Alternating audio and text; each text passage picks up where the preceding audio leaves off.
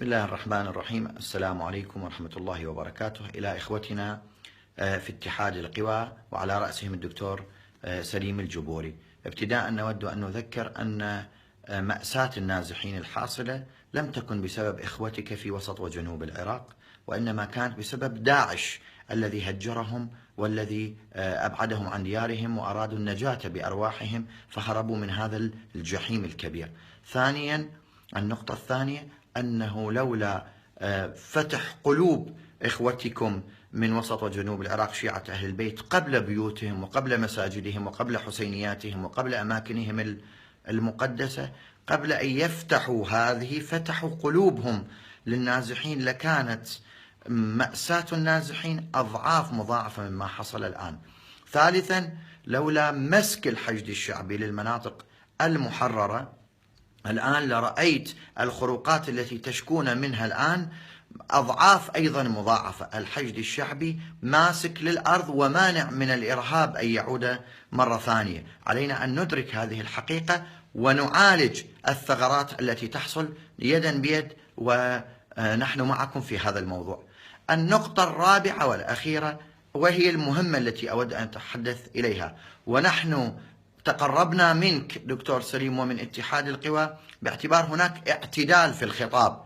ما لاحظناه الليلة البارحة من قضية البيان فاجأنا، ومثلما قلت صدمنا، ولم يكن خطابا معتدلا.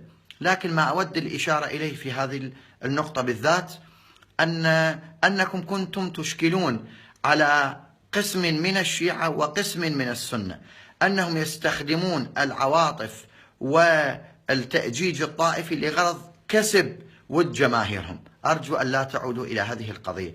نحن نعرف أن هناك مشكلة حقيقية اليوم بين سياسي السنة وبين نازحيهم. لا يجب أن نركب الموجة الطائفية أو تركبوا الموجة الطائفية أو تركبوا اعتداء الذي حصل في المقدارية وتنسون التفجير وتركبوا هذه الموجة للاقتراب من نازحي السنة. ليست هذه الطريقة المناسبة للتعامل مع إخوتكم في هذا الموضوع، خصوصا مع إخوتكم المعتدلين الذين يؤمنون بالعراق الواحد وبالمشروع الوطني وبأن هذا المشروع هو لكل مكونات الشعب العراقي. حقيقة نحن نحذر من هذه الأمر، والبيان أشر لنا، بيانكم في اتحاد القوى أشر لنا أن هناك من يريد ركوب الموجة الطائفية للاقتراب من جمهور السني الذي فقده نتيجة النزوح. نرجو أن تنتبهوا وتلتفتوا إلى هذه القضية.